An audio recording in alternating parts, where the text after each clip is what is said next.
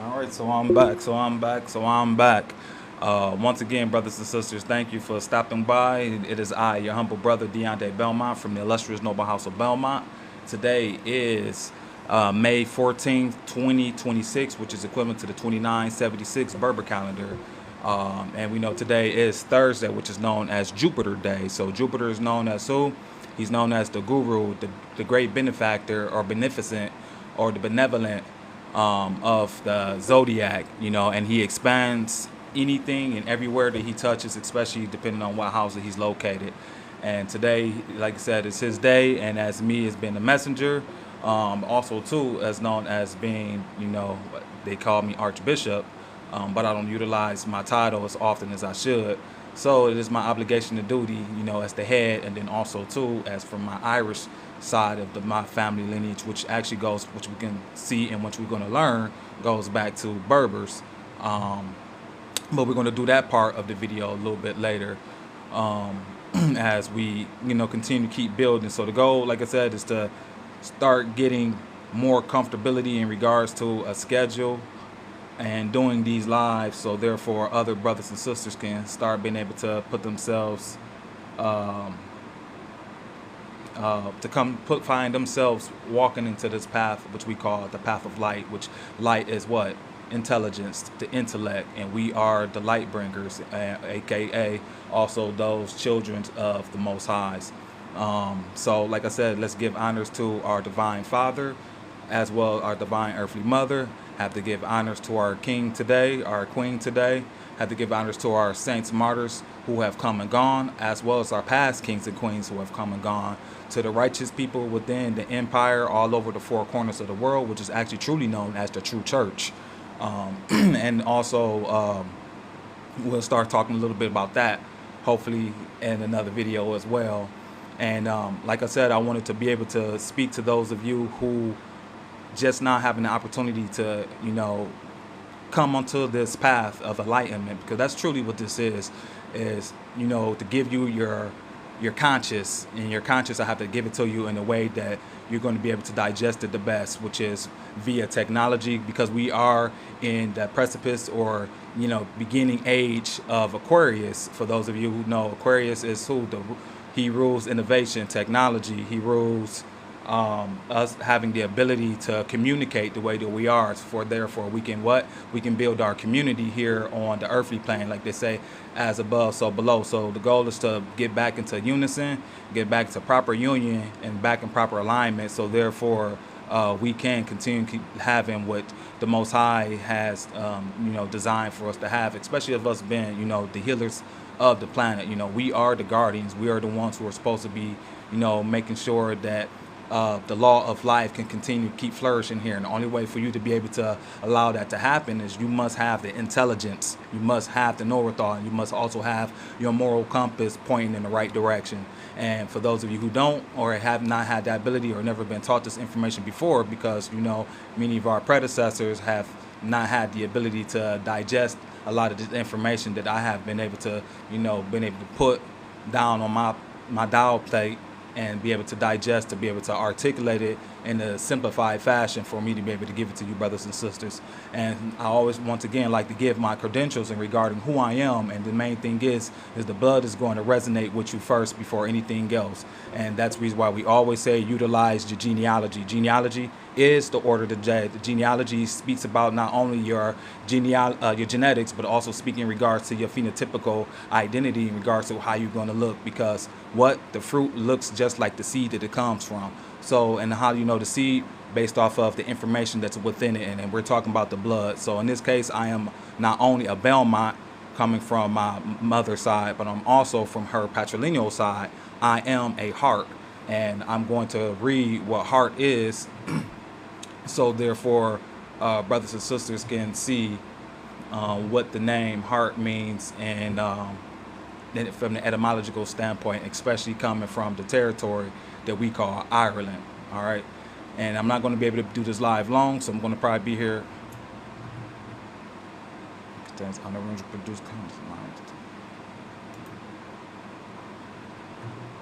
So I don't know why they keep saying that, but we're going to move on for the sake for the sake of the video.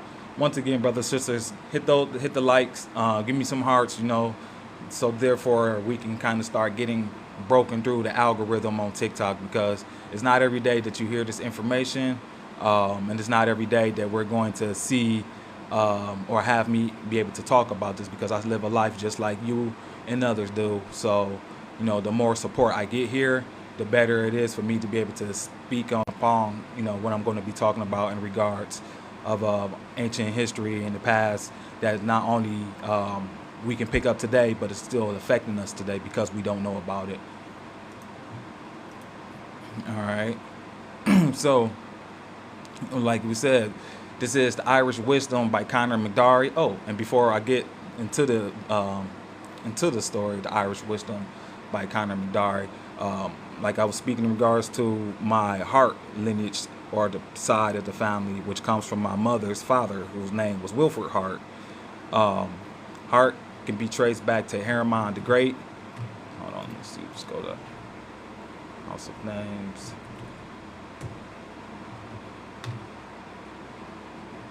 See, Moors go to Ireland, but also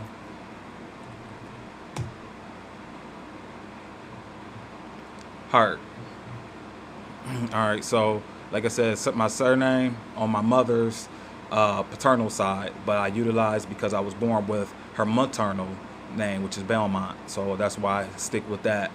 But technically, I'm also a Hart as well, or inherited. Hart history, family crest, coat of arms. The etymology of Hart. What does the name Hart mean? The Irish name Hart was originally written in Gaelic form as O'Hart, which connotes a descendant of Art.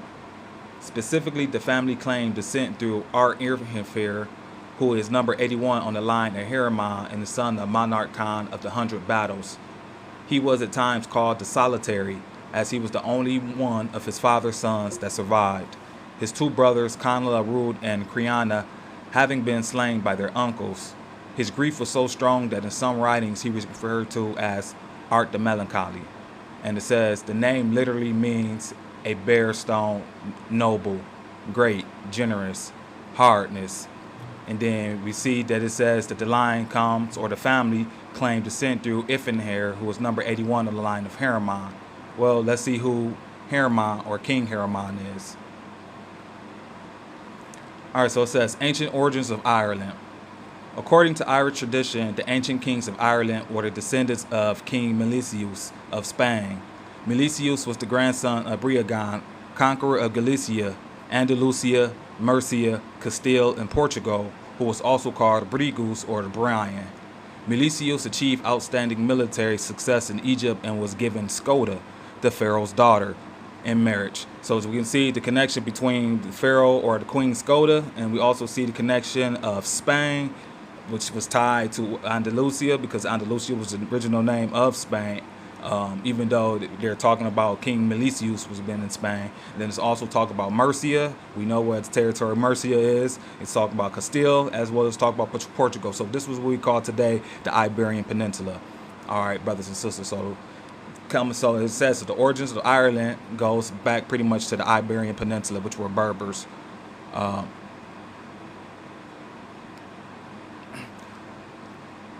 Don't worry, Noble. I'm definitely being careful, but this is this is all information that could be fact checked. This is not something I'm creating.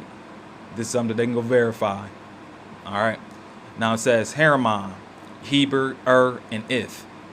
In vengeance, Milesius sent his 8 sons with a great fleet to conquer the lush green isle.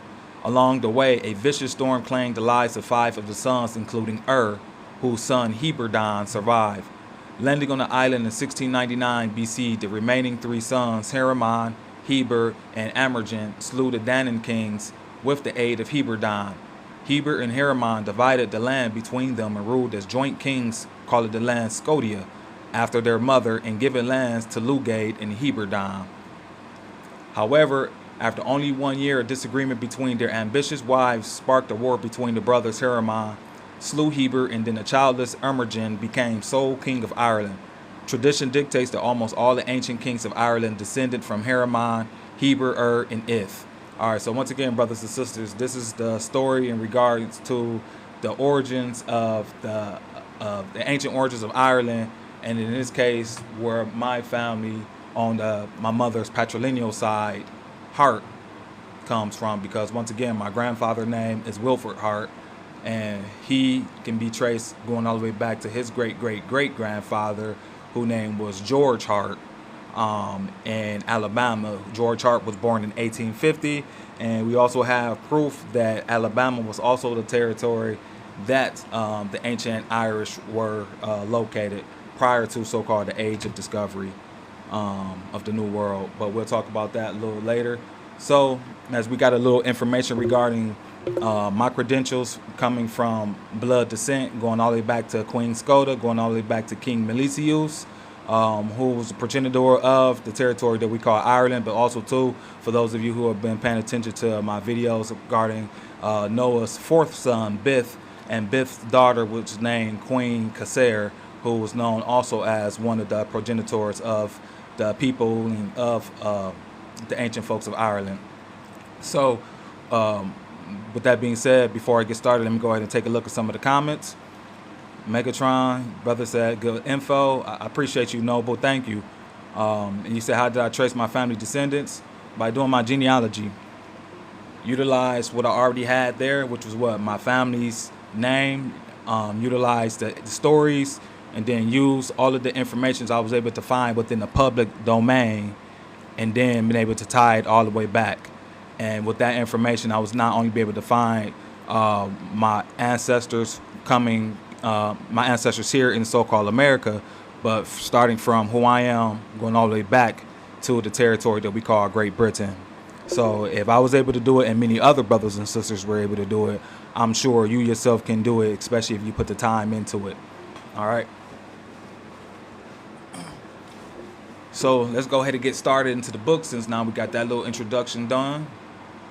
All right, so we're back. The Irish Wisdom by Conor MacDari. And it says, a new and interesting version of ancient history is unfolded here for the first time.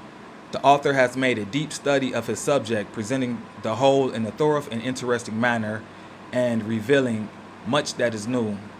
These pages will go far in helping one obtain a clear perspective of the past. The author starts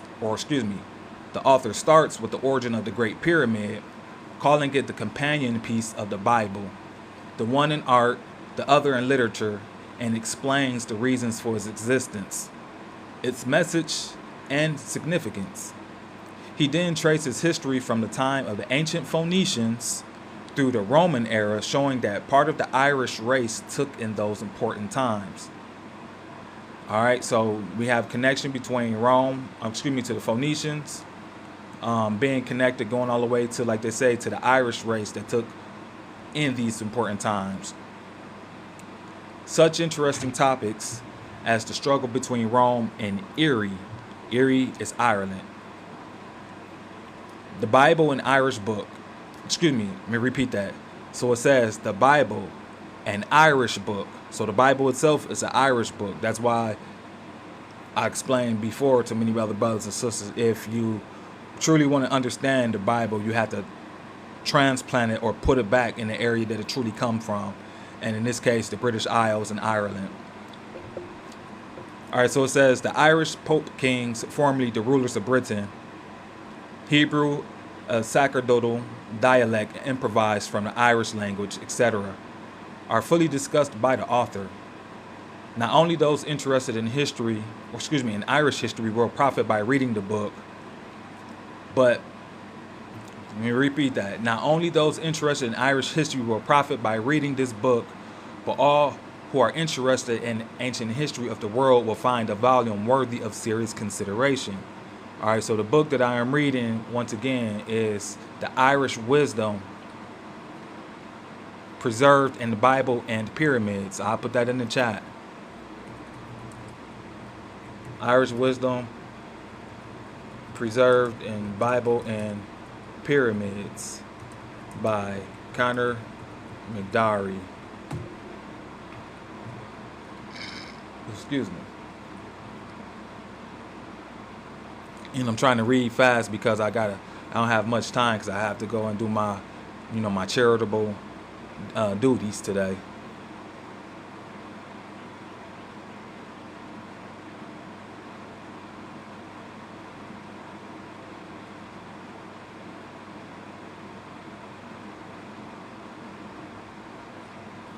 All right, well, I guess reading the beginning is important because I have a different book. So this is a reprint published forward. After some 25 years as publisher and book dealer, we have received thousands of interesting letters, hundreds of business propositions, hundreds of you must publish this book, etc. Scores of I've a book of unusual merit which must be published to free the world from slavery, etc., etc. I have found the truth at last. Please by all means publish this unique tome. We have now reached the peak where we know all, see all, have all, and have no time for interesting visitors. Once in a while there comes across our desk some communication which we cannot resist. We also owe a duty to our some 75,000 customers to publicize these letters. Such letters have been received from a mysterious stranger through our various advertising. We do not have time to ask his permission to republish, to clarify, to correct the spelling and grammar. However, we believe this is one of the most important letters that we have received in over 25 years of book selling. At the moment, we are extremely busy, no time to check references, etc. We can do this on the next edition. The author of the letter is not interested in any commercial venture, therefore, we do not have his permission to republish the letters, consolidated below. He will or must remain anonymous. You, the reader, may read for what you think the information is worth to you as a truth seeker. He will not enter into any correspondence regarding the combined letters. The customer sent us a formal letter in response to our advertisement in Fate magazine for Freemasonry came to America with Captain John Smith in 1607. The Secret of Count Saint Herman. This individual, again referring to our 2-page advertisement in Fate magazine, makes reference to another of our reprints, Paradise Found by William F. Warren. He states in this May 6, 1966 order, this book was popular in its day, though never understood. I have forwarded copies to Egerton Skies, the editor of the latest Atlantis by Donnelly for Harper Brothers, and to Honorable Brinsley Lay Poet Trench, who will start his next book this year. And it will deal with the dragon heresy as found in ancient Britain. President John Quincy Adams erected a monument to his ancestor, Henry Adams, in 1639, who came here to escape persecution for the dragon heresy, 1820s. This fact is hard to escape, as it is well engraved on a monument in Quincy, Massachusetts. As yet, it is one of New England's enigmas. Contemporary with this was the advent of Mormon Masonry, the Morgan Affair, 1820 to 1830 in western New York, and the anti-Masonic Party, whose publication spoke rather well of ex-President Adams. Helen P. Blavatsky's stanzas of Dyson, Secret Doctrine, Volume 1, John Bellew, alias Newbrog, Oash, and William F. Warren's Paradise Found Health Research Publishers all involved the interpretation of creation, which involved the taboo theory of Rene Descartes' vortex theory. Example, the vortex theory and the dragon heresy all dealt with the hypothetical point in the distant cosmos around which the whole universe appeared to spin. The Earth's axis seemed to rotate or precess like a dragon around this fixed point. No star there. It was spiritual. That Tudhope wrote Freemasonry, came to America with Captain John Smith in 1607. B. Health research is interesting. It is a 10-to-1 bet that President Adams' ancestor Henry Adams was a graduate of Sir Walter Raleigh's School of Night, and he was also there in 1607, also at Sherborne. Henry Adams would have joined Smith in his cruise of the New England coast. In fact, he may have, but he did have to get back home to protect his heritage.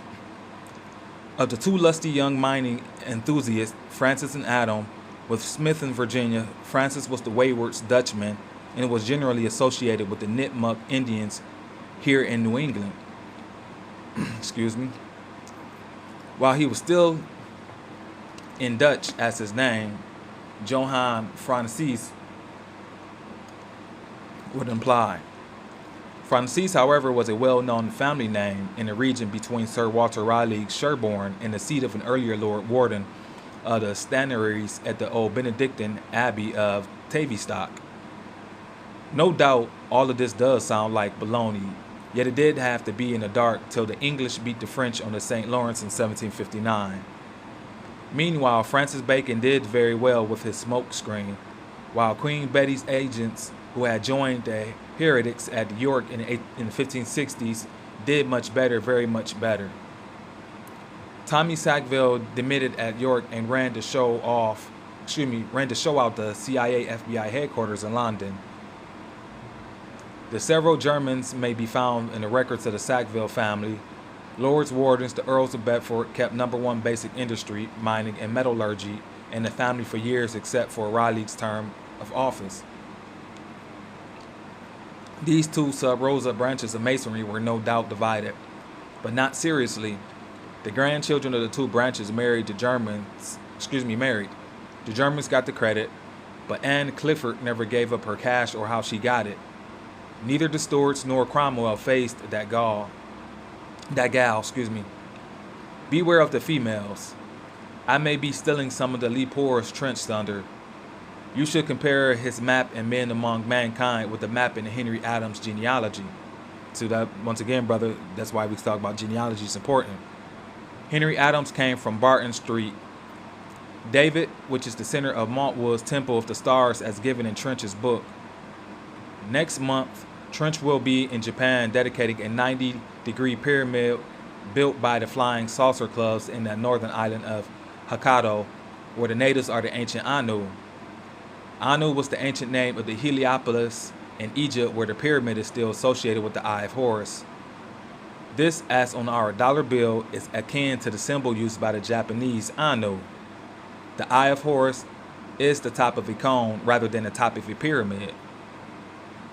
Wing Anderson in California and Ray Palmer in Amherst, Wisconsin may not agree as regards to Oashby, and Palmer's friend Trench may not agree with it either. Reprints.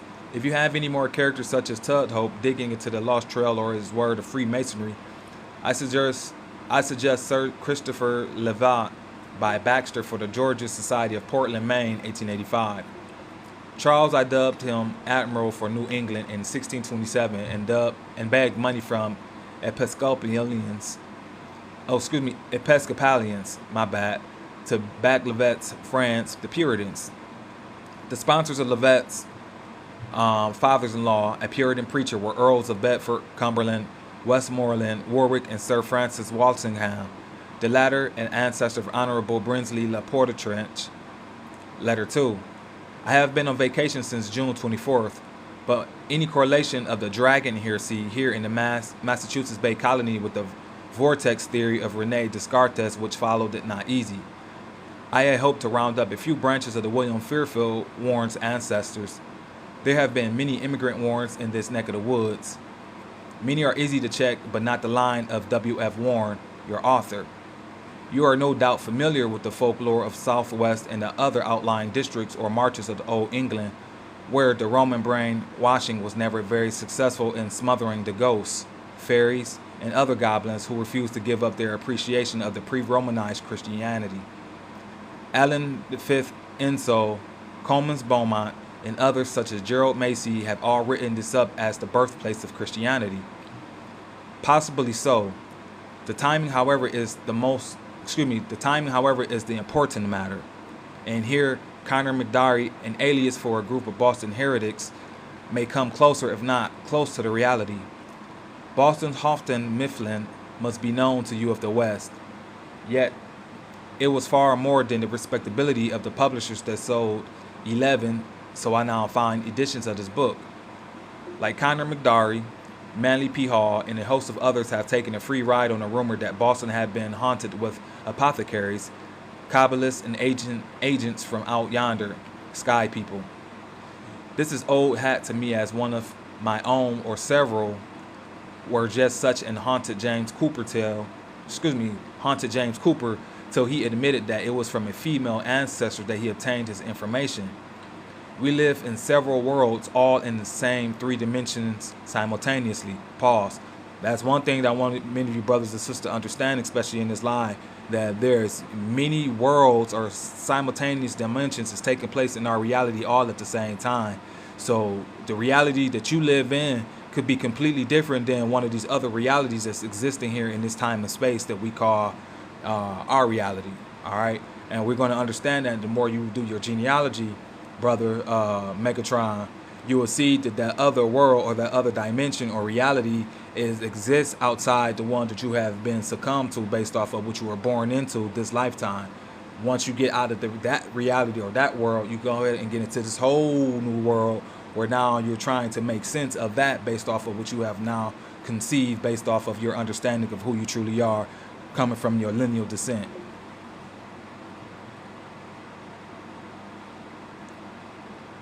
The black male was recognized as Fenimores.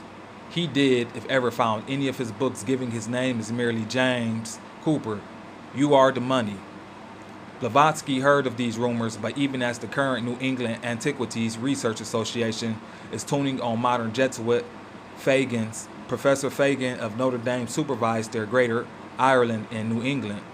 So Blavatsky, with their stanzas of Dyson, missed that which John Bayou, alias Newburgh, had in his ADN molecules, genes, ADN or DNA.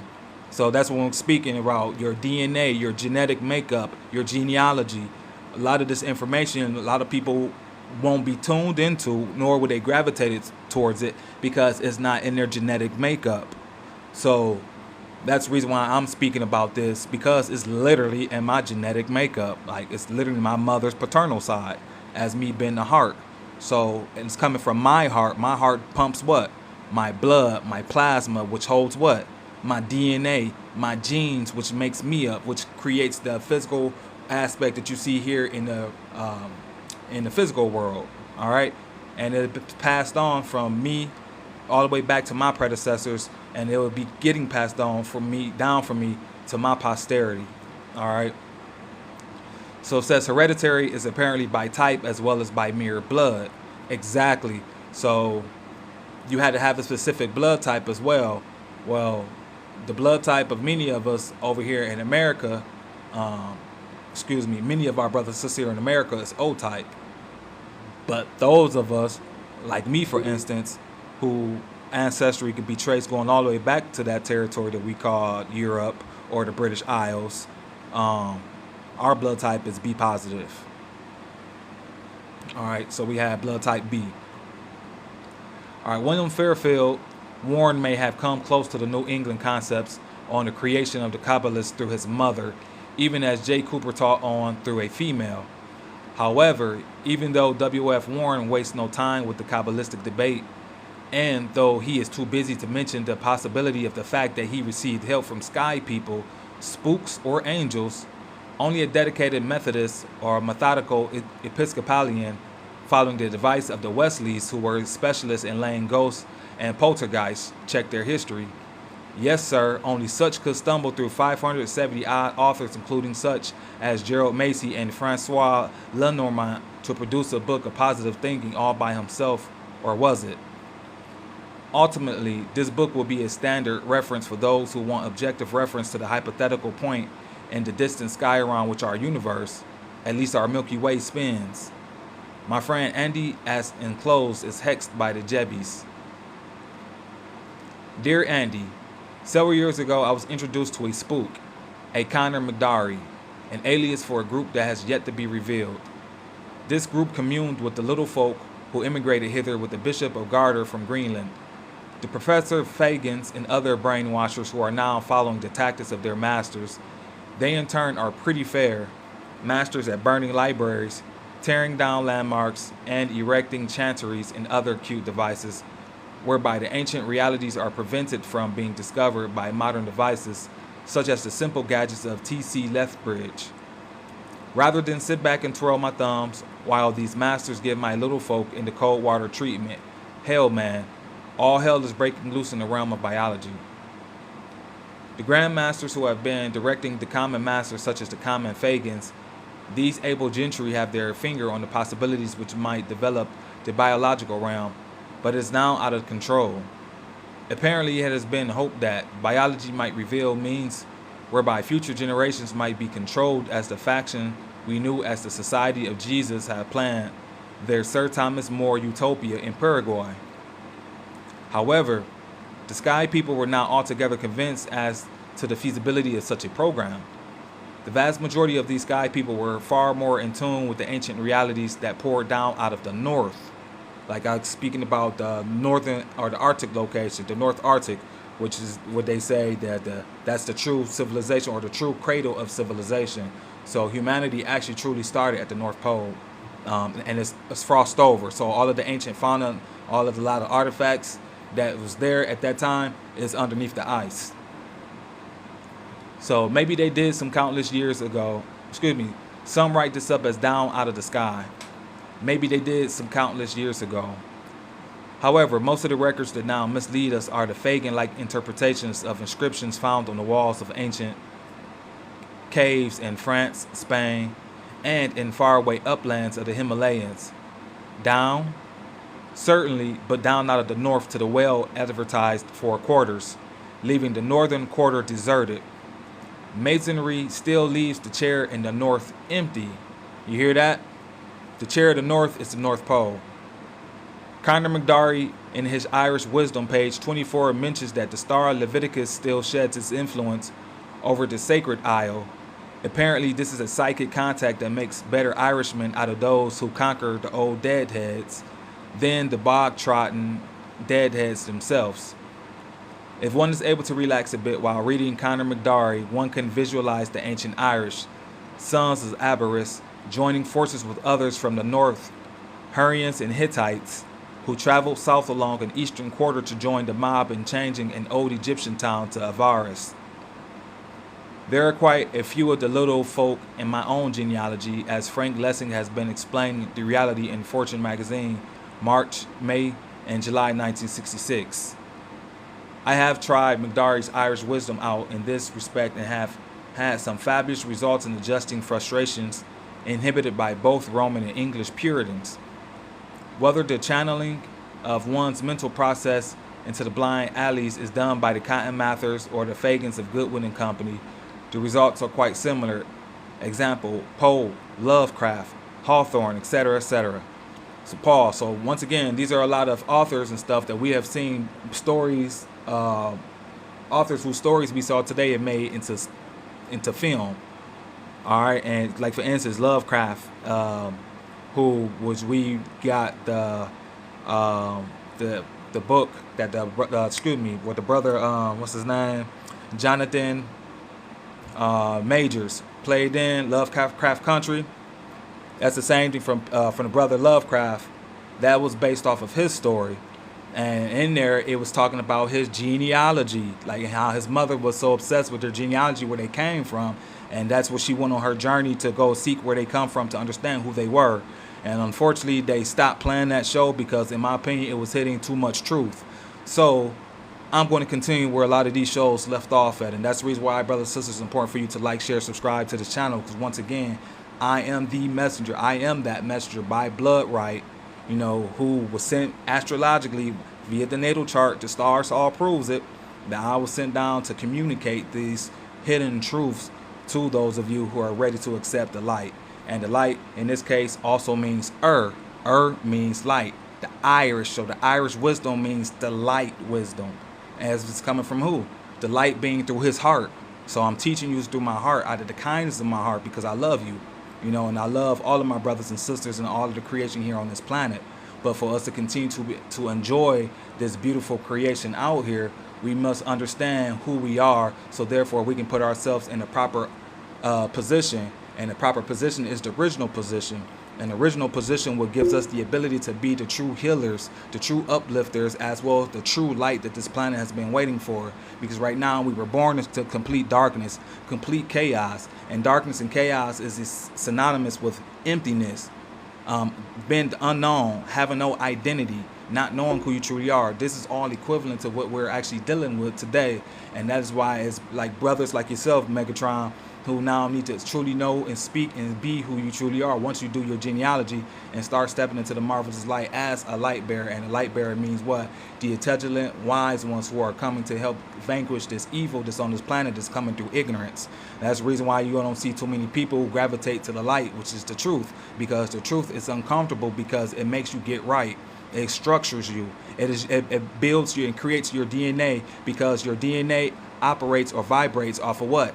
Light and sound. So if you have no one giving you the light, then therefore you're not going to what?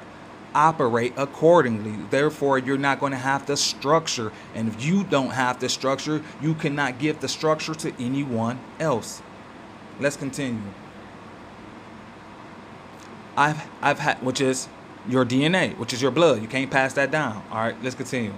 All right, so I have a nice letter from my old pal, Ora Cheney, one of the little folk, but I could not have seen him over the holidays, even if I had a flying saucer at my disposal. So it is with my friend from Bingen on the Rhine, who apparently has got a little tuned in on the Picts, who communed with their cousins in Friesland. All right, so he's talking about the Picts. Let's go ahead and hold 1 second. Remember, I told you my surname is also Belmont. So I showed you part. That's my blood from my paternal side, my mother's paternal side, her father, which is my grandfather.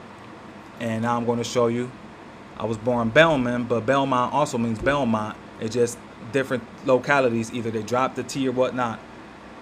Comes from Scotland. All right, and we know those Irish went up to Scotland and became known as the Irish Scots, which are all still descendants of the ancient Celts or ancient Gauls. Those who pretty much we're talking about now, the Irish. All right, so it says Bellman history, family crest, coat of arms. Etymology of Bellman. The Picts, an ancient Scottish tribe, were the ancestors of the first person to use the name Belmont. It was a name for a Belmont or a town crier. What is a town crier? A messenger. A messenger. As I'm explaining, as I'm speaking to you, is me as being Dion de Belmont.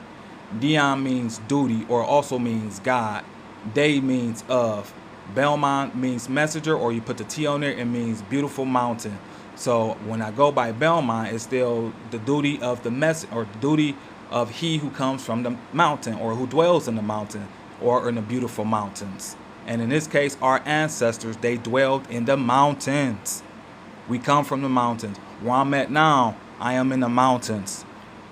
Because it's in your blood. Your blood is going to pull you to where you need to be, because you can only operate just like how a lot of plants, a lot of animals, they can only operate in certain localities or certain locations on the planet based off of their genetic makeup. You don't see polar bears running around in the center of Chicago, do you?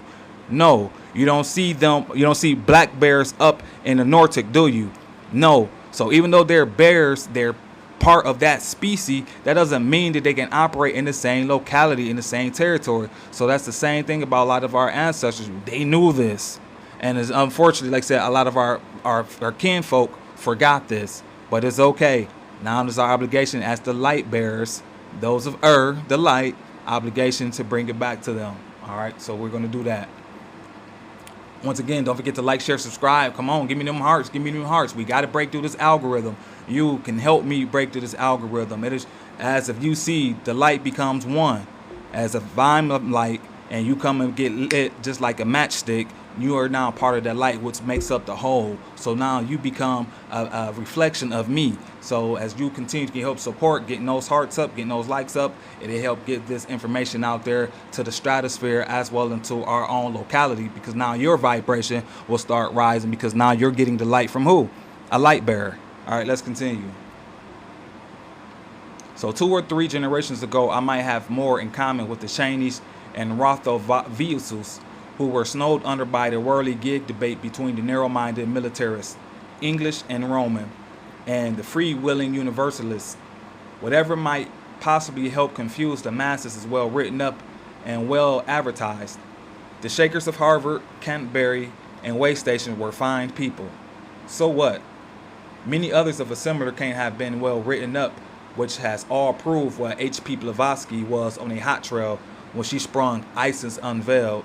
She was easily cooled off by providing her with a one-way passage to India. John Bayou Nubra got a little cold water treatment and his so-called angels deserted him. Now, it is Bahá'ísm, so what? This too is safe as the conversion from the original Babism to the current interpretation called Bahá'ísm. This has dropped the emphasis on the study of the stars, which was originally the gate or key which the Persians called the Bab. However, there is always a remnant left through which the sky people can contact a new crop to reinterpret the simple gospel shed over the sacred isle by the star Leviticus. Pause. So this is what I'm explaining to brothers and sisters right now. This is an inner thing. This is coming through the heart. They don't tell you this because it is not them. That the ancestors speak to you through the heart. It's not an outside thing. They speak to you through your heart. Your heart is a two-way radio. And only way for you to be able to get the proper signal is you have to clean yourself up. You have to clean your blood. You have to be eating right. Stop eating the animals. Stop hanging around bad company. Drink more water. Cleanse yourself. Get yourself out to nature. Stay around more natural things. When you out there in nature and you inside the sun, things of that nature, your body start transforming. Ground your feet into the soil. You start transforming. You start getting to take in the what? The information from the Most High to start transforming, so therefore you can start getting the knowledge. You will start hearing this, and it won't be like a voice. You will just feel it. You will just wake up. You will just start having these visions, and you won't be able to explain where it comes from, and you will just start talking about it. That's what I'm doing. Everything that I talk about, that I bring to you, no one is teaching me this stuff. I'm waking up. I'm having these visions. Because I'm the messenger. I am he who was sent down below to bring you this information. No one can bring it to you. And I never gave you a title who I am. I just always told you I am a messenger. Third or north node, which is the dragon head. North node inside the third house. The third house in the astrology, which is the study of the stars, is in what? It's in the house of the communicator. Ruled by who? Pisces. Christ was what? The messenger underneath Pisces. Who's going to teach you what? The truth. Through love, through compassion, through the heart. I'm not him. I'm not telling you that's who I am, but I'm telling you I'm mirroring what he's supposed to have come to do. Because we are all kinfolk. Like he said, you are to do what I have come and done. So as Christ have come and done, I am going to mirror he who was known as Christ. And also he who was known as Christ was actually truly who? Going back to Ireland. The territory that we also known as the British Isles and Ireland. All right, so we're going to learn more of that because that's what this is talking about, that the Bible is technically coming from what? Ireland. All right, so let's continue. Once again, give me those likes. Please like, share, subscribe. Get this information out to your brothers and sisters, though, so you know who this information may resonate with, because now we're no longer can live in the darkness. It is time to present the truth to the light of day for those who are ready for it, because we can no longer say that people aren't ready. No, you are well more mature enough to be able to accept this truth. And for those who don't want to accept it, hey, it is what it is. So let's go ahead and move forward in this read. So it says, and that's coming from See Irish Wisdom, page 24, biological hereditary via fresh Irish blood. So, for example, the turning point in English tactics was the short span of years between the ultimate Scots Union, circa 1705 to 1710, and the fresh migrations of Scots and their friends to such as your own Mary Mac. It is not just a coincidence that modern masonry dates from the same period. At the same time, it was established as English law, Levites again, that there should never be more than 3 degrees of masonry. Modern masonry still beats its gums about the Morgan affair. However, the question of only 3 degrees was rather important subject at the annual anti-Masonic conventions in Philly in 1830 and again at Baltimore in 1831. 40 long years passed, and Volume 1 of the New England Freemason No. 7 ran an interesting article on the multiplication of degrees. The article dealt with grand councils, grand general councils, and a lot of general grand bodies. The conclusion: give us yellow fever, give us cholera and other scourges, give us overflows, inundations, conflagrations, starvation, but great God, don't give us any more big titled, vain, conceited, great little Masons. compared masonry of Mormons, it is via Melchizedek. I cannot quite see why the old-time Levites and Chris Levitt keep pickling on me when they set me a mystic center at Lake Pleasant years ago. Yeah, for what? The above mentioned New England Freemason Volume 1, but number 12 included a nice article involving correspondence between the Grand Lodge of Georgia and Massachusetts. Apparently, Montauk, not Montague, was the answer. Viscount Montauk had been installed as Grand Master of the Grand Lodge of England in 1732. He in 1733 commissioned Henry Price as Provincial Grand Master of New England. The Viscount personally communed at Hampstead, mystic tie. It is bad enough that the spooks, sky people, should find it necessary to bother me rather than their own professing spiritualists at the Pleasant Lake. But why should I, rather than the profound scholars at Boston University, get picked on as the sucker to explain why the founder of their fair university came down out of the north? Not the sky, example. New Hampshire with the Methodist Theological School in his pocket to found the Boston Methodist Theological School, which became BU, of which he was president till 1903. Tufts and Harvard with their free-willing Universalists and Unitarians were a headache to the Methodists. Actually, W.F. Warren was a better free-willer than the best at the Harvard and Tufts hangouts. W.F. Warren is not from the famous general, but just a country boy from the wee village of Williamsburg in the wilds beyond Northampton. The F was for the Fairchilds who came to the free-willing Watertown in the 1635-1638 period. From Charleston to Watertown, also to Reading, also to Salem, also to Wenham, he had the proper handshake for the pals of Henry Adams, the Dragon heretic. What brought him to the Williamsburg? As for his Paradise Found, for which Houghton Mifflin needed 11 editions, this methodical Episcopalian tuned in on the Kabbalist of Manly P. Hall, as well as HPB's versions, but his answer was even more universal. Read it yourself. Thanks to Frank Lessing's articles in Fortune magazine, it now becomes more apparent what the Roman Church and the schemers who backed the so-called Mason Albert Pike and the schemers who are now preaching reincarnation and karma are really afraid of, and why. Masonry has become overrun with lawyers and so-called theologians, neither of whom are overendowed with the understanding of the philosophy of the mechanics of nature. Ultimately, the worm turns the masses. Ask the Mormons.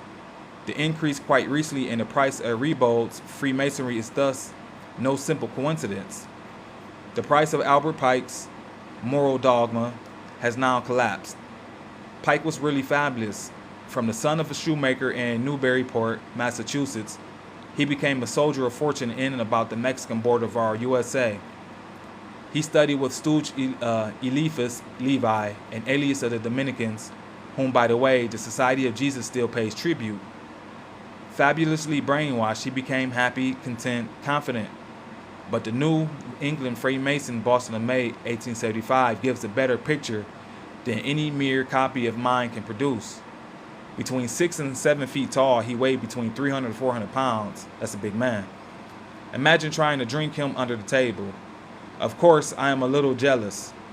I'd really like to be down in the old seaport of Alexandria with him drinking mint juleps. Drinking, but very rarely ever thinking. The leading article in this volume 2, number 5 of the In Need Freemason gives an interesting picture of another side of Freemasonry. This is also a Catholic organization. And when the worm turns, the termites come out of the wood. The sketch of the life of Honorable Marshall P. Wilder, past Deputy Grand Master of Massachusetts, covers 10 pages. Wilder was born in 1798 at Reran, New Hampshire. He was the oldest son of Samuel Locke Wilder. His paternal grandmother was a sister of Samuel Locke, president of Harvard University. Samuel Locke was the character thrown out of the Harvard University by the theologians, lawyers, and other nitwits who are still haunted by his ghost. Hold on a second. All right. My concept of the connection of Sir Chris Levitt with Sherborne, Massachusetts, and a famous Samuel Locke and Mount Montauk, Lake Pleasant, would be too much even for the Lovecraft. However, even as Chris Levet was no Puritan, so the immigrant ancestor of William Fairchild Warren, that is, the Warren, was no Puritan. Hatfield was an offshoot of Old Hatley. The mineral deposits or depositors of Hatfield may still be traced. Williamsburg was merely the wilderness west of Hatfield when the first Warren settled there shortly after his arrival from Devon, England in 1715. No relation to Joe Warren of Bunker Hill. Just beyond there is still an enigmatic mess at the bounds of the various Hampdens, where Mine Street, Mineral Street are quite handy in the old lead mines of Loudville. Yet current maps show the mineral hills as about 2 miles north of Northampton. All right, trying to start get to the good stuff.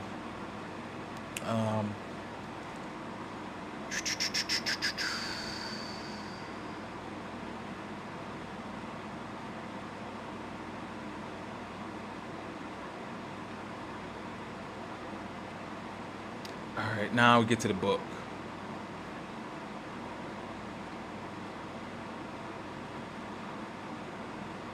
All right, so we get to the table of contents. Finally, after that long introduction. And we're not going to go through all of this. Like I said, I only got a little bit of time, so I'm going to try to go through what I can go through. Chapter 1, the problem of the pyramids. Chapter 2, an elucidation of history. Chapter 3, the struggle between Rome and Erie. Chapter 4, the compact of Rome and England for the conquest of Ireland. All right. So we're going to go ahead and get started, at least on chapter 1. Once again, like, share, subscribe. So therefore, you can be tuned when I start to connect or continue.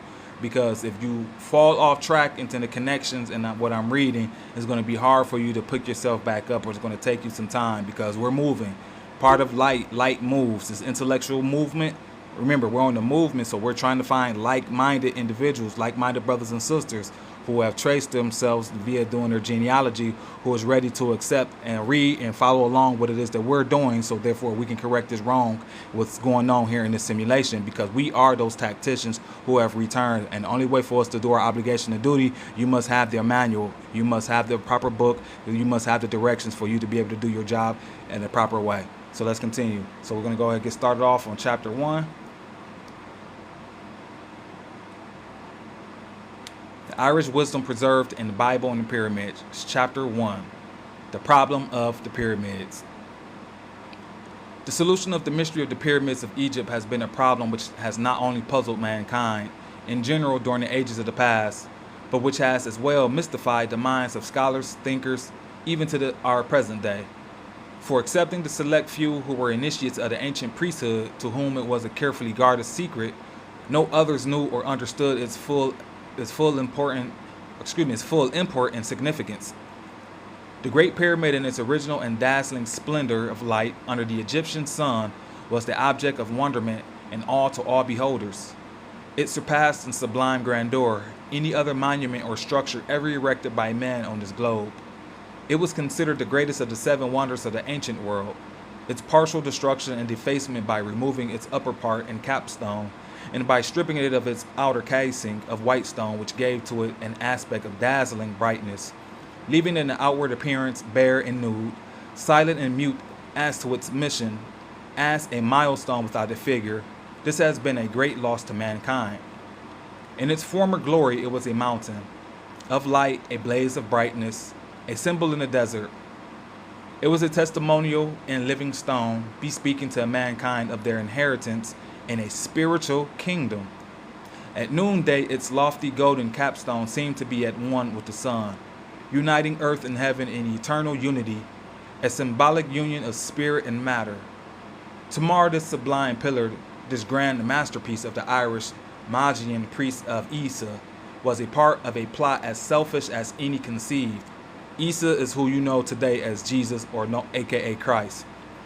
Isa comes from Ireland. And they changed it. Let's read. I don't want to get off. Let's read. It was conceived and put into effect by the ruling spirits at the head of the Roman Church and state of their day, who cherished the ambitious and far-reaching idea of nothing less than universal rule for their church and empire. In the course of these pages, I will endeavor to explain and expose the conspiracy and the means by which those designing men who composed it advanced their project. And with the aid of their successors, they, I purpose to show, by persistent effort, brought the greater part of the Western world under their empire and church dominion, and brought this conspiracy to an almost complete success.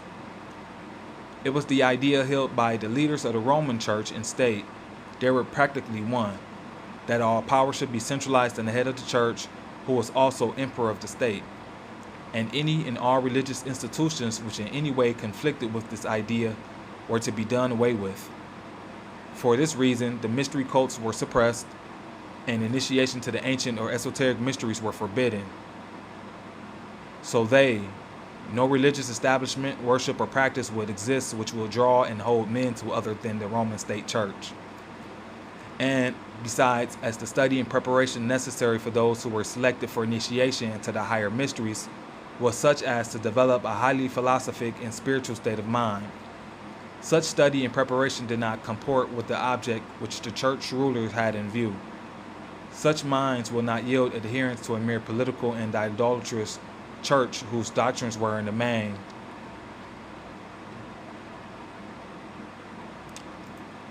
excuse me one second. All right, let's continue. Such minds will not yield adherence to a mere political and idolatrous church whose doctrines were in the main intended for the uninstructed multitude. Such minds cannot be dominated by a political or mercenary priesthood. They were enlightened men, and they stood in the way of the church project. Therefore, the institutions which produced such men were to be suppressed. The Great Pyramid of Isa was used as a temple of initiation for inculcating the mysteries of nature and the occult powers of the soul. The decree of the church and the execution of its policy to close the Great Pyramid temple and suppress its institution practically put an end to the development of enlightened minds to the Nile Valley. The way was then clear for the unopposed spread of the superstition and cruel fanaticism among the masses. With the Great Pyramid closed, its passages filled up with stone and rubbish, its initiate priests banished, the way was paved for the long night of darkness and ignorance which followed, and which is known in history as the Dark Ages. These were the conditions which the best suited for the political Church of Rome to take root and flourish in. And wherever she flourished today, such conditions are more or less present. During the Dark Ages, intercourse between the countries of Western Europe and East was meager, and interest in the pyramids was mostly held by the few who happened to be enlightened enough to know of their existence, as education was not as general as that time as it is today. It was mostly confined to small castes, even in the so-called enlightened countries. Since the Napoleonic expedition to Egypt in the early part of the 19th century, and because of the accounts brought back by these savants who were members of the expeditionary force, an intense interest was awakened in France, Germany, and particularly England, where a hot controversy raged for many years between the advocates of different theories as to when the pyramids were built, for what purpose, and who their builders were. All this resulted in the creation among the enlightened class of what was practically a pyramid cult. This cult succeeded in spreading its views from this British center to all other countries. It all served to bring about an intense interest in the Great Pyramid and caused an almost endless speculation as to its erection and use. Some held that it was built as a place of worship, others that it was built for granary, a place of refuge in time of danger or a flood, a tomb for a king, or merely as a caprice or a whim of a ruler to keep the people employed. The idea was also advanced that the pyramids and obelisks were built as a part of a system for the measuring of time by the length of the shadow they cast, and for determining the length of the seasons and the proper time for planting. Some of these speculations were as specious and far-fetched as others were ingenious. Give me 1 second. But all too vain purpose, deep thinkers could not quite accept the prevailing opinions, although none came forward with a solution of the problem. From the nature of the task, we know now that it was too difficult for any individual researcher to accomplish in a short time, especially during the distraction of a controversy. The proofs were cryptic and were hidden too deeply behind a smokescreen of false history and myth to be easily discovered. It required time to analyze and examine the evidence and to sift the true from the false. This we have been able to do with the aid of those who have gone before us. However, the whole controversy served to arouse and intensify interest, such as has been awakened among scholars and thinkers everywhere in the Great Pyramid. This companion piece of the Bible, the one in art, the other in literature. The Bible is the word in script, the Great Pyramid is the word in stone, and both came from the same source, the Irish Magian priesthood of Isa. The interest in this great structure has been stimulated, especially during the last 50 years, since the increase of travel and the wide circulation of books and the descriptions of travelers. Through this means has interest been kept alive and the desire to know the history and secrets concerning those most curious and mysterious. 1 second.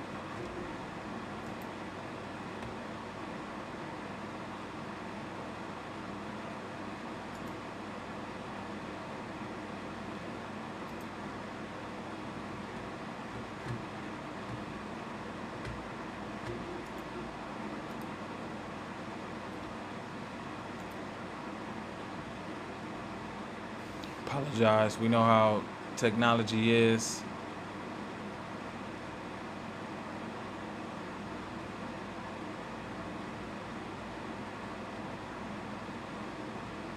Thanks again for those of you who are staying. Don't forget, once again, those new eyes, don't forget to like, share, subscribe to the channel. The book that we're reading is Irish Wisdom by Conor MacDari.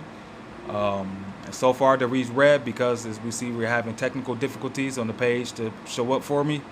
That the Temple of Isa, the Temple of Isa goes not only from the so-called pyramids, but all the way up to the territory that we call the British Isles. And we're going to read a little bit more about what happened, hopefully.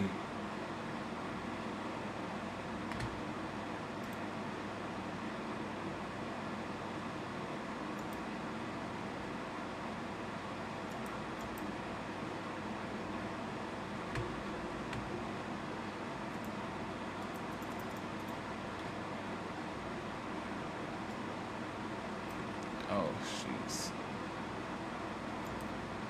I apologize. All right, solve it.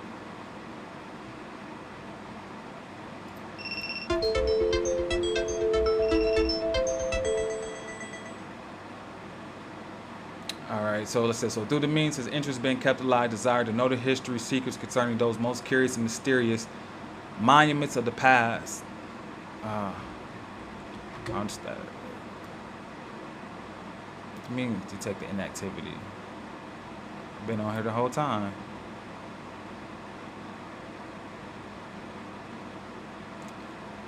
It's crazy. I think they want me to be doing my lives on TikTok and on the app, and I don't want to do it on the app. All right, so it says the fact that the solution of the problem of the pyramids was not given out to the world before now is no proof in itself that this knowledge did not exist. It is my belief that it was always known and in the possession of the ruling spirits of the Church of Rome and the high priests of the Church of England. The success of the former institution was dependent upon the suppression of this knowledge, but it was, and it is up to this day, also one of the most jealously guarded secrets of the High Church of England. Otherwise, this knowledge could not but be widely known, as the evidence is so plain that it is only through a study and agreed upon silence that the facts have been kept from becoming common knowledge. The Great Pyramid and the group of which it is the premier, together with the temples of the Nile Valley, are the most convincing witnesses and testimonials, offering no chance for contradiction or uncertainty as to the accomplishments and the genius of the Irish, or as it is called in history, the Aryan race. So, brothers and sisters, as we read that the Great Pyramid, all of the history, the accomplishment, all of this information reading regarding the Bible, all this is coming truly from the Irish, who they have termed, which they know are the Aryans. That's what you get the term Aryan, Irie, Aaron. all means the same people going back to the territory that we call area or Ari, which was their home place. And Ari is in a territory which they say is the north, but that is still once again speculation because it's frosted over. So, as we can read so far at this moment, that the Irish or the Aryan, and I'm glad someone's been writing on the side because we can take a look and see some of their cliff notes. So it says Irish, Aryan, what about Sermons or Germans, excuse me. What about Germans?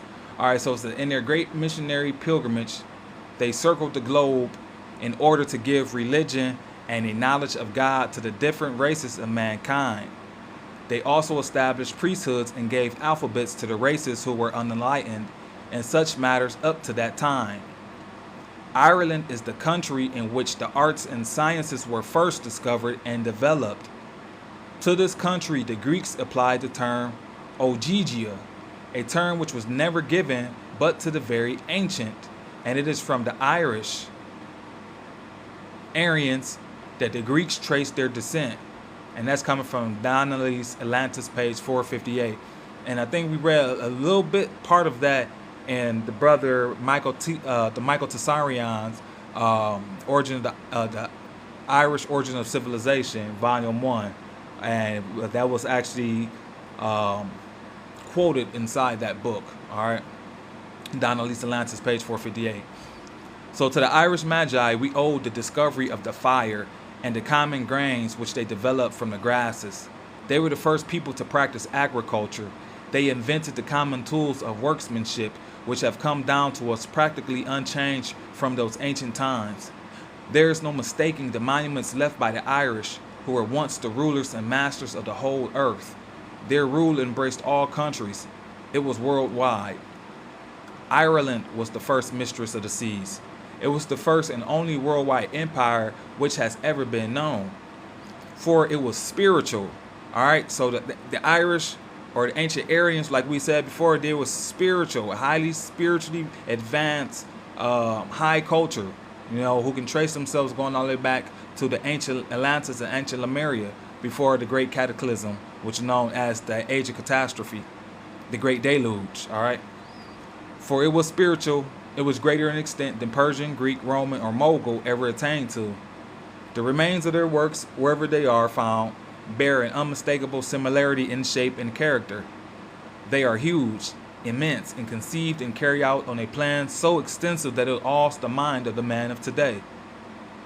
These remains extend from Ireland, along the Atlantic coast of Europe, to Africa, along the Mediterranean Sea, to Egypt, India, China, Java, Tahiti, and the Caroline Islands in the South Pacific Ocean. On the American continent, we find a round tower near Newport, Rhode Island, which bespeaks its Irish origin, and the great pyramidal mounds of the Ohio and Mississippi valleys. Also, the ruined temples of Yucatan and Mexico, and similar remains in South America are all evidences of their handiwork. All owe their origin to the same source, and they established beyond any doubt that the Irish were the first real discoverers of America, and that they established civilization on this western continent. It was tradition founded on that fact which gave hope and encouragement to later adventurers. The very name of God among the Indians of our country was an Irish name derived from those missionaries and explorers centuries before Christopher Columbus or Eric the Red were born. Exactly. One of the Irish names of God is Man, and Manitha is the Irish word for holy. The Indian name for God was Manitou, the Holy One. The Indians also had another name for God, and this again was Irish. It was Manabasha, the sun god. It is a compound word with the root word man, which means holy, and basha, of the cows, the bull, virtually the same as Baal, the Irish sun god. So the name signifies the holy life giver or holy creator. Anyone who knows the Celtic tongue would recognize this fact at once, and so will all competent students of philology, that's language. No one, after reading this treatise on the Great Pyramid, will ever have a doubt as to who its authors were, or as to whether the high personages in England who always have assumed direction of the ship of state have had a knowledge of, have knowledge of who the builders of the Great Pyramid were. Nor will there be any doubt that the ruling spirits of the Church of Rome have had this knowledge and that they still keep it a close secret. It is high time this knowledge be given to the world and responsibility for its suppression be placed where it belongs. There has been maintained a smokescreen around Ireland since the English invasion and the consequent looting of the island with the destruction of her sacred shrines, which was meant to obscure her great past and her contribution to letters, science, culture, true religion, and civilization. It goes without saying that we owe more to ancient Ire or Erie or Hibernia, however you want to explain or call her, for these blessings than to any other people or nation. Pause. And I want to talk about the English invasion, because the English invasion to Ireland, you got to remind yourself, these were underneath the auspices of those who were still Roman Catholic. All right, so Rome was enforcing these conquests, because if you pay attention or do the reading, when it came down to those who pledged their allegiance in Ireland to King Edgar the Peaceful, King Edgar the Peaceful didn't so-called conquer no Ireland.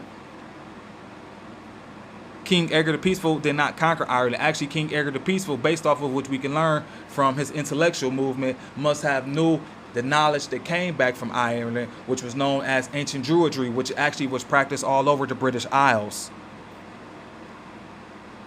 So, therefore, King Edgar the Peaceful, in my opinion, would have known this. And King Edgar the Peaceful is known as the Christ for the English people, who brought what? The Enlightenment, the intellectual movement via the Benedictine monasteries. He was removing what the popes of Rome have done when they had their so-called bishops there. And he replaced them with what? With monks. Celibate monks. You don't have that now. I mean, of course you had monks now, but not the way how King Edgar and them had did it back then. All right, so I don't want to get too lost in there, but I did want to bring some clarity to it. So because the English was not always against, the Irish, even though they became the, which we can call the protectorates of Ireland, via them established themselves as the High Lordship of Ireland, going all the way back to the time of Henry I, if I'm not mistaken. Is that was the time when that took place. All right. But King Edgar the Peaceful did not conquer or did not invade Ireland. So I want to make that clear. All right.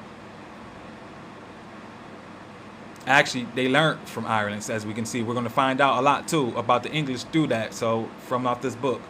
All right, chapter 2. And the time now is 1:15. So I'm going to give 15 more minutes. Read, and then I'm going to have to stop and continue the rest of chapter 2 later. So once again, please like, share, subscribe to the channel. Give me those hearts, so therefore we can break through the algorithm. So therefore more brothers and sisters can hear this, because like it said at the end, it is high time, which is now. Now is the essence. It is high time this knowledge be given to the world and responsibility for its suppression be placed where it belongs. So for those who suppress this knowledge, like I said, woe to them. But for those of you who carry the light now as the light bearers, as you, brother Megatron, who's here, because if you have the ability to hear my voice, you have the ability to spectate, to see this, for you have the ability to engage, which means that you have the frequency to call to be able to comprehend what it is that we have come to do, which they're actually explaining within this book, the Irish Wisdom, which you, based off of once you do your genealogy and you understand your history, are tied to. All of us are tied to this, whether we want to accept it or not, whether we know it or not. And if we actually want to be able to continue to experience, which we call reality, where we can actually no longer be suffering what we're going through out here today, we must understand what is being spoken about right here. And so, like it said, it is high time this knowledge be given to the world and responsibility for suppression be placed where it belongs. There has been maintained a smokescreen around Ireland since the English invasion and the consequent looting of the island. Why don't they talk about Ireland? We're going to eventually figure out. All right, so let's go. An elucidation of history. All right. In ancient times, the ruler of the state, according to the extent of his power, depended as to whether he was an overlord king, having subject kings as vassals, or being a subject king himself, held two offices jointly in his own person, that of king or emperor, and that of head of the church in his dominion. The fact of his holding such autocratic power led to the assumption of attributes of divinity in order to hold the people in awe of him. The qualities of divinity we have seen attributed to rulers in our day, in Russia, China, Japan, and not so long ago in England. The belief was held that any disease which would not yield to the treatment of a physician could be cured by a mere touch of the king's hand or even of his garment. The head of the Irish state church held the supreme pontifical power in Europe until challenged first by Persia, then by Greece, and later by Rome, who, when a favorable time arrived for her to assert her independence, set up jointly a church and state for herself. For let it be known, Rome was at one time a colony of Ireland. The name Rome is a compound of two Irish words, ro, meaning before, and ome, or om, meaning body, earth, or grave. But in its mythic meaning, it is made to signify before heaven, ro, and earth, om, the two, together meaning heaven and earth. Hence the eternal city, Rome. The river of Rome, the Tiber, also bears an Irish name. It derives its name from tuber, the Irish word for a well or spring of water. Hence, the Tiber is the spring water river. As the poet Longfellow truly says, their names are on your waters, and ye may not wash them out.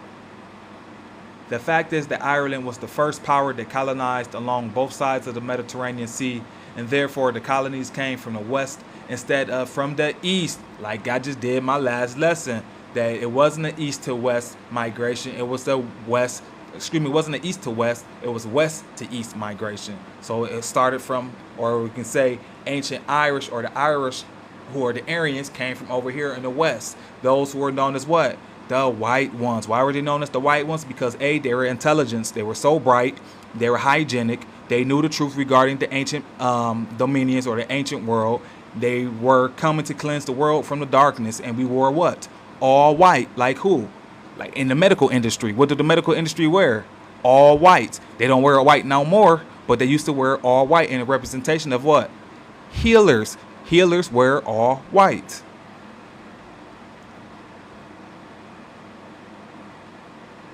So it says, so the fact that Ireland was the first power, which we just read, and therefore the colonies came from the west instead of from the east, as our astute Roman and British historians will have us believe. And the world has believed it up to now. But the deception, when once exposed, is too clear for anyone to be deceived by it. Investigators have followed the false clue sent out from this source and found nothing in the east to support this claim that the Aryans immigrated from the east and colonized towards the west. The real and true evidence point just in the opposite direction. The American Encyclopedia Art Ethnology, quoted in Donnelly's Atlantis, says Bonfrey L. Geiger and other students of the ancient Indo-European languages have recently advanced the opinion that the original home of the Indo-European races must be sought in Europe, because their stock of words is rich in the names of plants and animals and contains names of seasons that are not found in tropical countries or anywhere else in Asia. Max Muller says, the nations who are comprehended under the common appellation of Indo-European, the Hindus, the Persians, the Celts, Germans, Romans, Greeks, and Slavs, do not only share the same words and the same grammar, slightly modified in each country, but they seem to have likewise preserved the mass popular traditions which had grown up before they left their common home. Donnelly's Atlantis, page 458. To obscure knowledge of this homeland and the reason for so doing have engaged the greatest organized propaganda for spreading misinformation that we have any knowledge of, as well become apparent in these pages.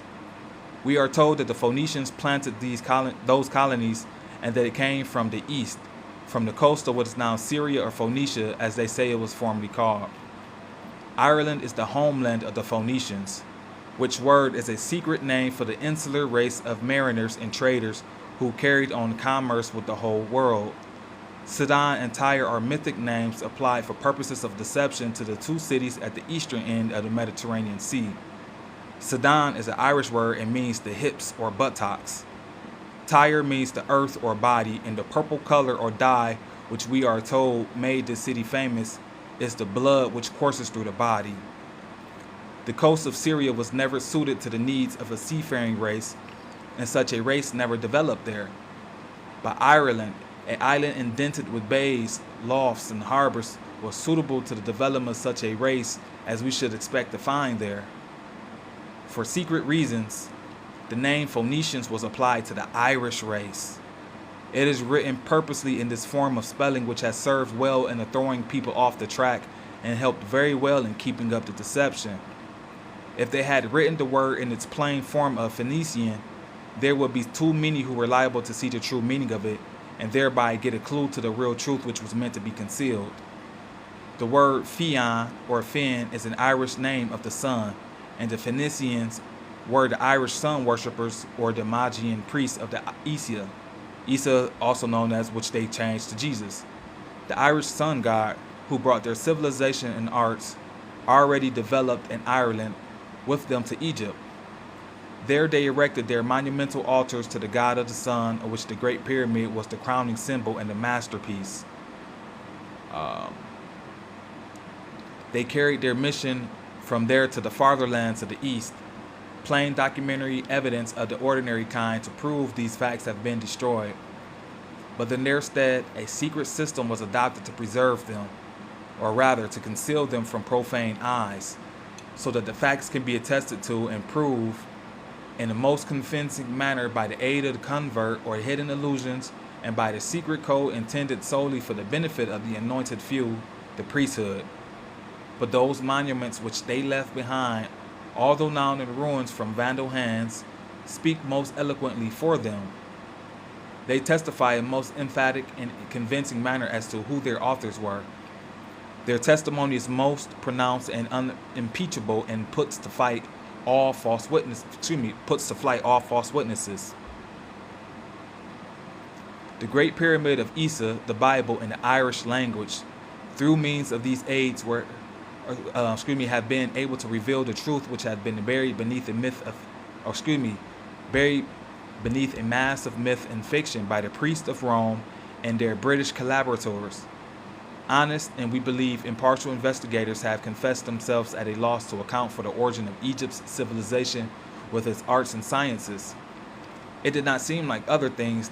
There was such silence about it and the mysterious absence of facts regarding its birth, which was most puzzling. It did not appear to grow from small beginnings and gradually advance to a better and more perfect state by successive stages. It seemed as if it was so from the beginning. No trace of early beginnings could be found by investigators. Now, these are not the natural or usual features of a civilization which is native to any country or society. Such a civilization as Egypt could not be developed suddenly and come into being at once, any more than an oak tree could spring from the acorn full grown, or that a great city could be naturally developed with all its varied institutions and arise in a single day. Many writers have noted this peculiarity about Egypt's history and her civilization without happening on to the key which would solve the puzzle. As they were not aware of the existence of a plot to conceal her history, they were not suspicious enough of the priests who wrote her history, as they would have to see it. Renan says of Egypt it has no archaic epoch. Donnelly says the carpenters and masons' tools of the ancient Egyptians were almost identical with those used among us today. Taylor says, Anthropology, page 192. Among the ancient cultured nations of Egypt and Assyria, handicrafts had already come to a stage which could only have been reached by thousands of years of progress. And museums still may examine the work of their joiners, stone cutters, goldsmiths, wonderful in skill and finish, and often putting to shame the modern artificer. Osborne says, it burst upon us at once in the flower of its highest perfection. Dr. Cease says, A Miracle in Stone, page 40. It suddenly takes its place in the world in all of its matchless, magnificent, without father, without mother, and as clean apart from all evolution that is to have had dropped from the unknown heavens.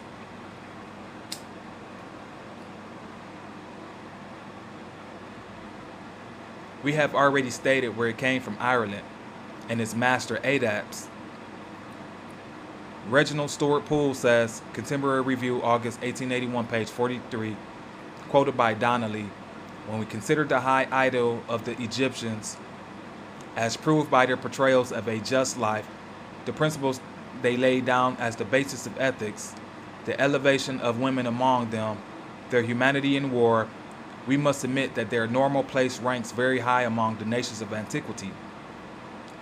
They were just such a people as we would expect to find associated with the benignity ruled by a pure and virtuous priesthood, such as the Irish Magian priesthood undoubtedly was.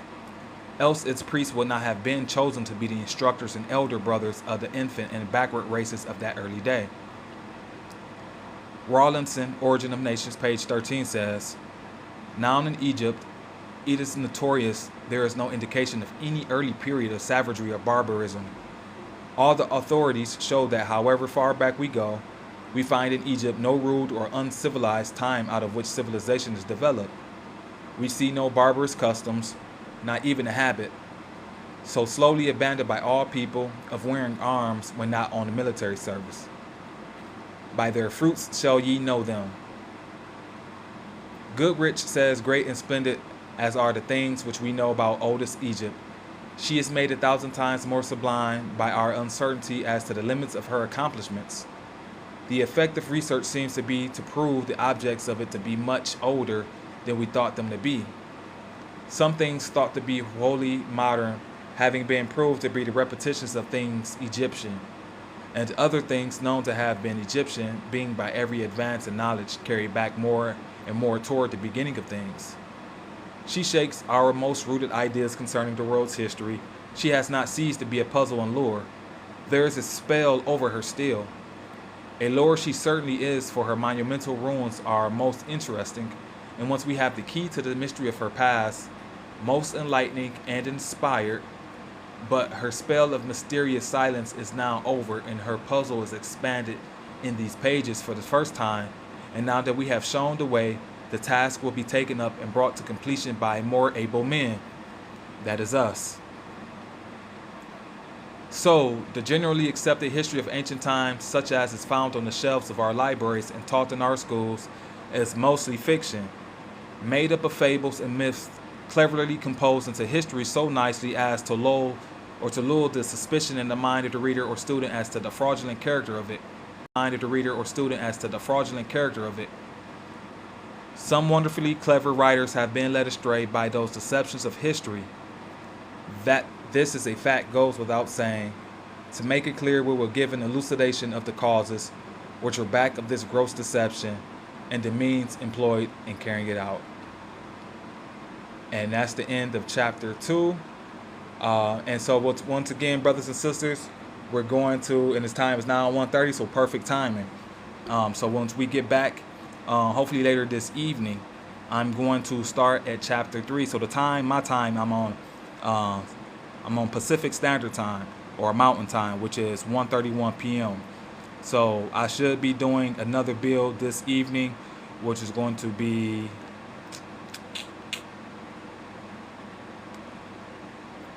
closer to almost 11:30 Eastern Standard Time. So it's going to be late. That's the way I'm going to be able to do these, and hopefully for those of you who are tuning in now, you have the ability to come and listen to me later this evening. So once again, I am your humble noble brother, Dion Day Belmont, from the illustrious noble house of Belmont, as well from the house of Hart, which is an Irish house, and it is my obligation and duty as an heir and descendant of the Irish, which are truly Berbers, to be teaching and telling you this story or these facts that has pretty much been shrouded in mystery. And hopefully those of you who are building with us can now be part of who we are destined to be, and that is the light bringers. So that being said, I love you. Catch you on the flip side. Take care of yourself. I'm out.